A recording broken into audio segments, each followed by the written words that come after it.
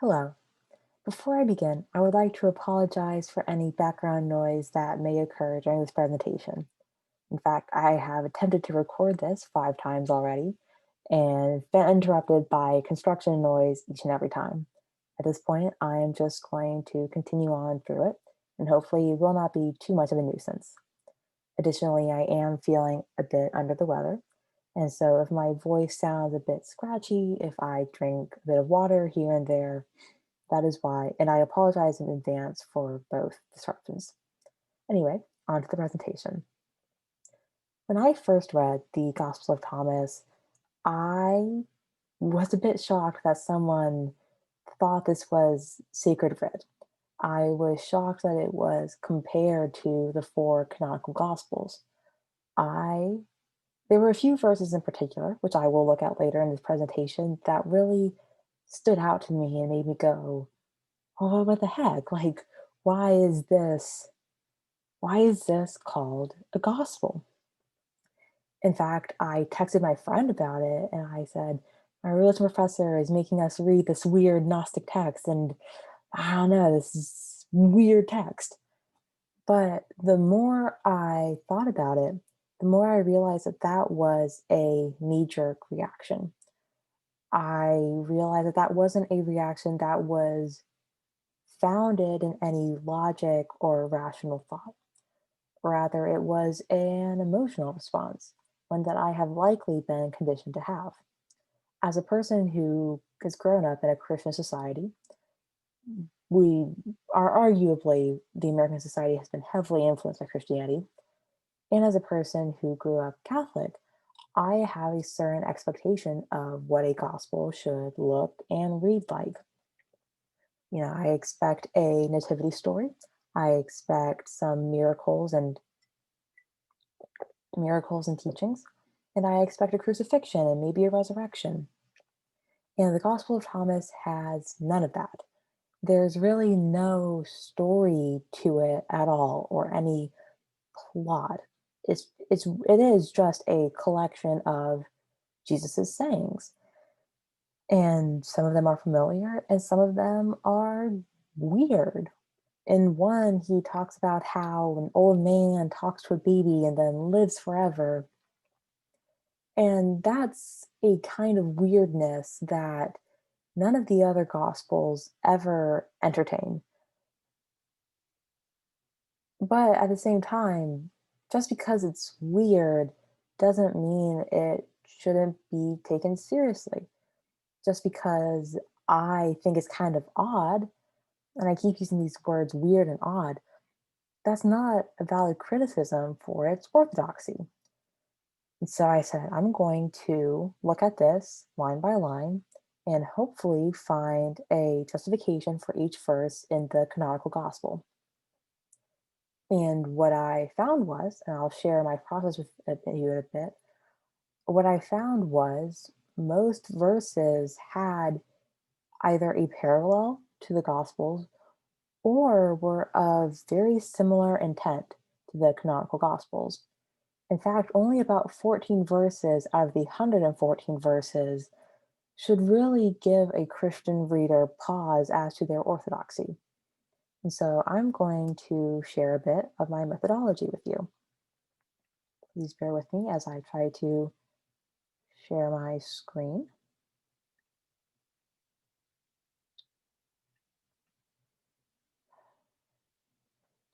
Sorry about that. All right, here we go. Hopefully you all can see this.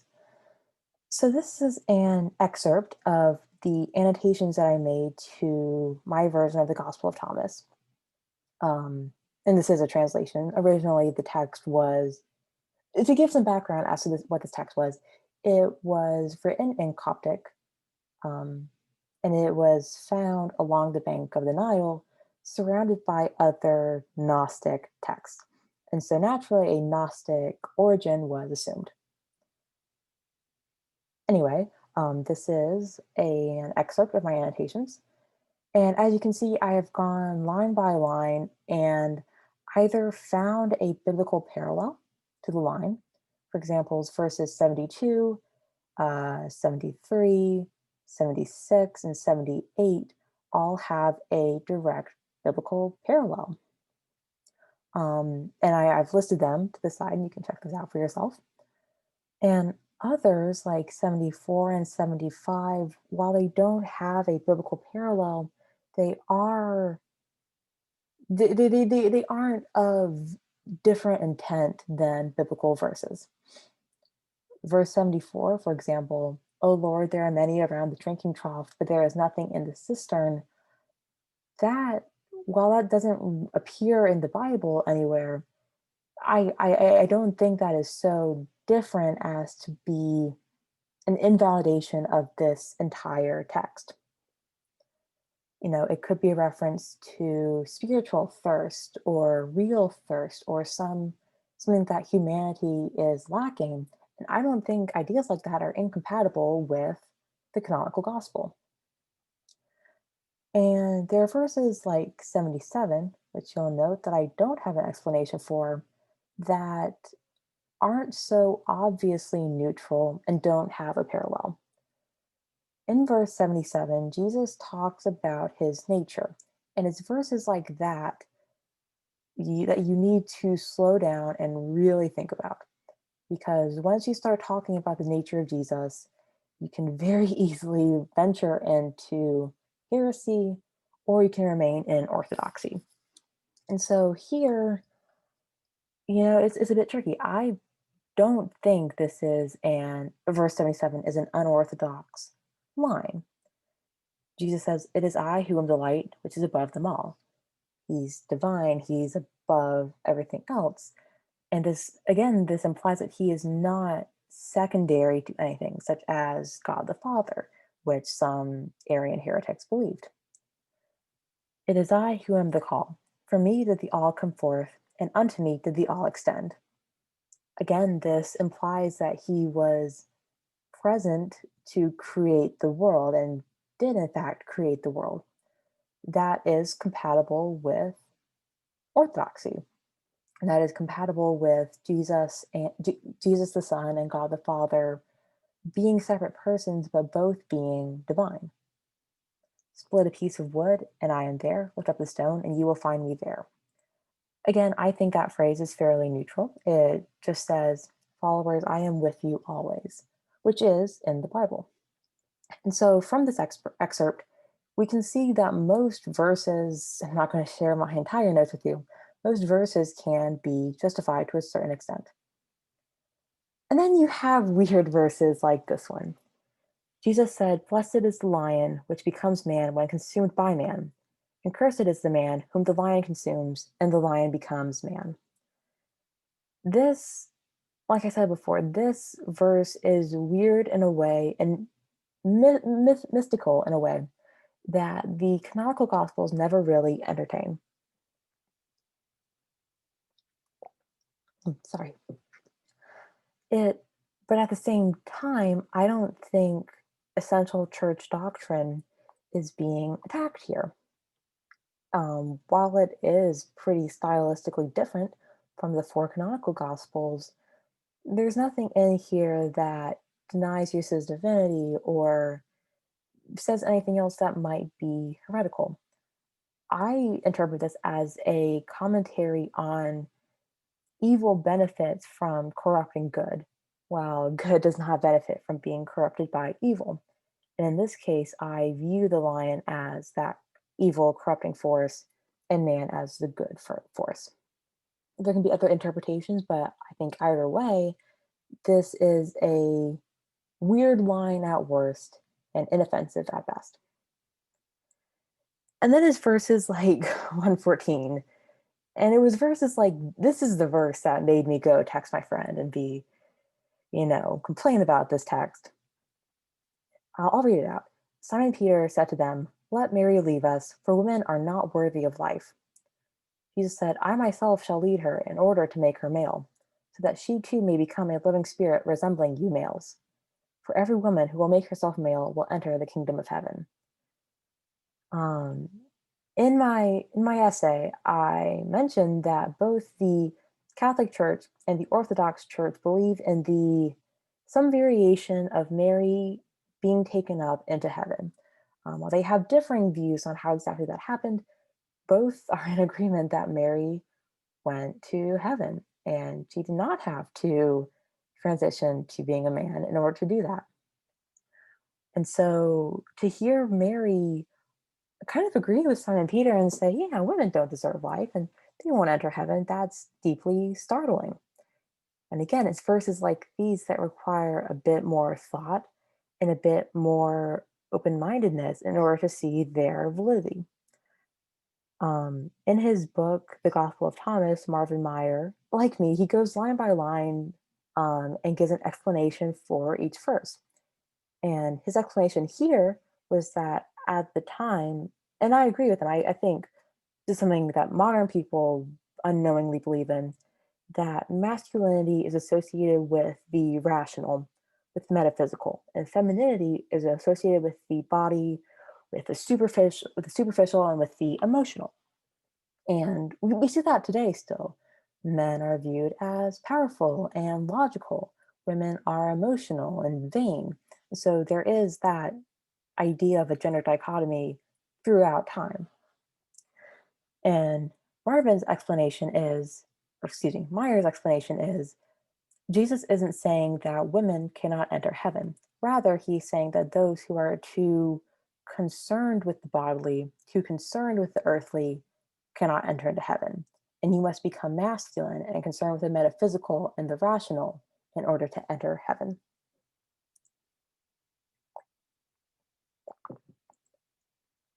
Sorry about that again. So, and again, that's not an idea that is unique to, the author of the Gospel of Thomas or to Marvin Mayer or myself. In his in the Platonic dialogue Phaedo, Socrates talks about, if you're you death is not a bad thing because it frees the soul from the body. As I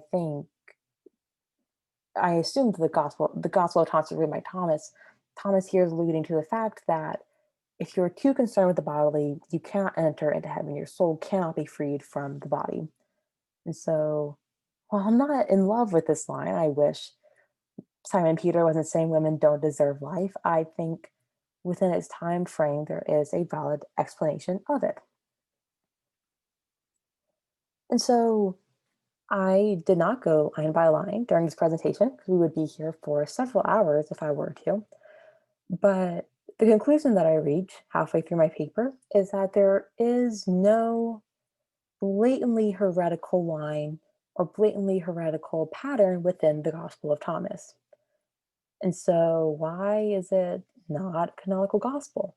As I mentioned before, it was found in a field of mud. Someone buried it. My interpretation is that, first of all, it reads as an obviously Gnostic text.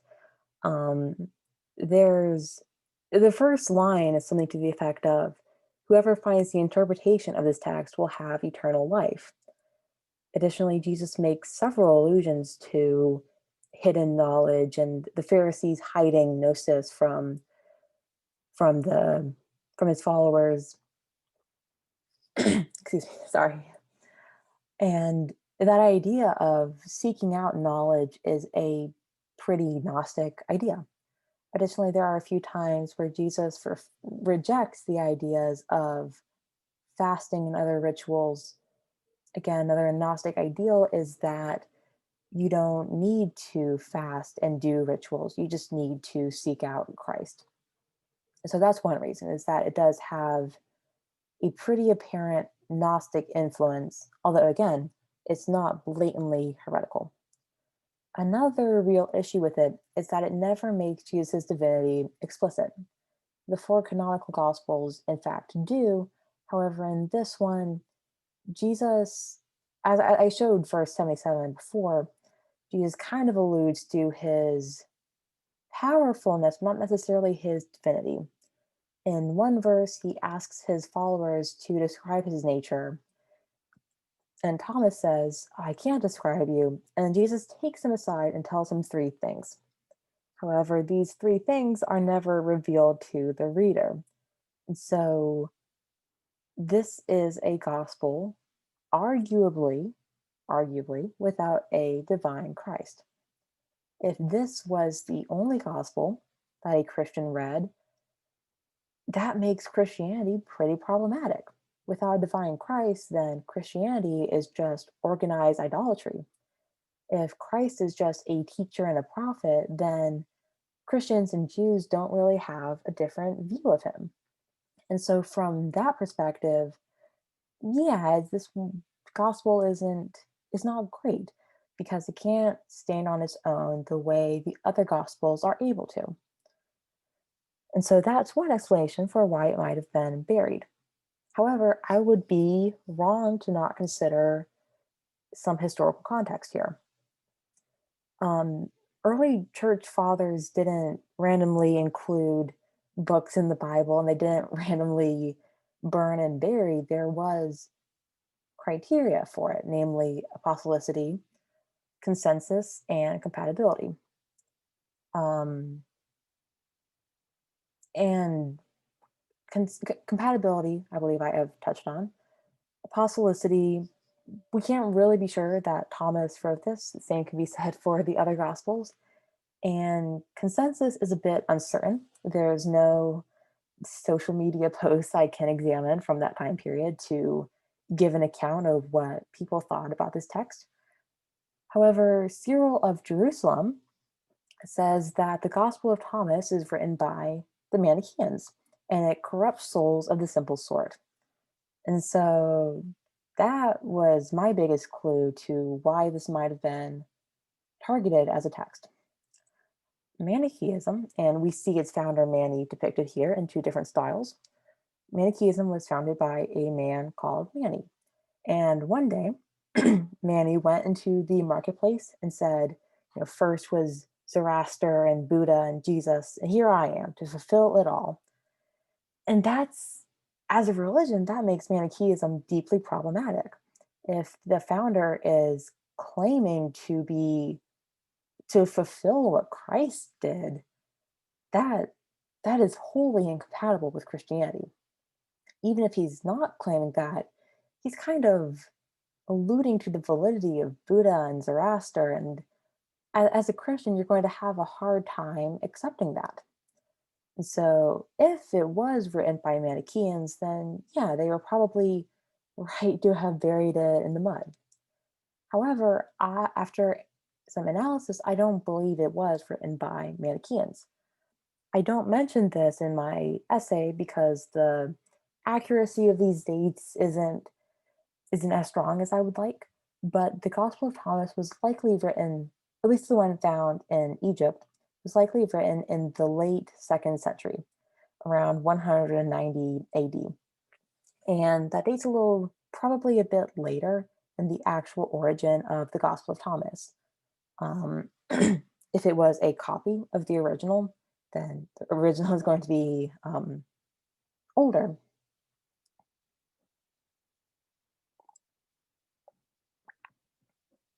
Sorry.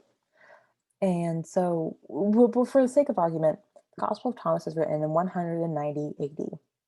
Mani was born in 216, 206, something around there, AD. So about 20 years later, Mani is born. And so obviously the Mani or the Manichaeans couldn't have written this text if those dates are accurate. Um, Dates aside, the text so Manichaeans believed in a duality between good and evil, and that these are two forces in opposition to each other. And the Gospel of Thomas, while it does have some recurring motifs of duality, such as young and old, male and female, there's no allusion to good versus evil in the way a Manichaean would have wanted to talk about it. Additionally, Manichaeans believed in abstaining from wine, um, abstaining from meat and bread to a certain extent. They didn't believe in working like that. And Jesus makes several allusions to wine and bread. And so I don't think a Manichaean text would have, like if this was written by the Manichaeans to corrupt souls of the simple sort, I think they would have included a bit of their own agenda in it. And I think while it does read as a Gnostic text, I don't think it reads as a Manichaean text. So I doubt the validity of that argument that Cyril proposes.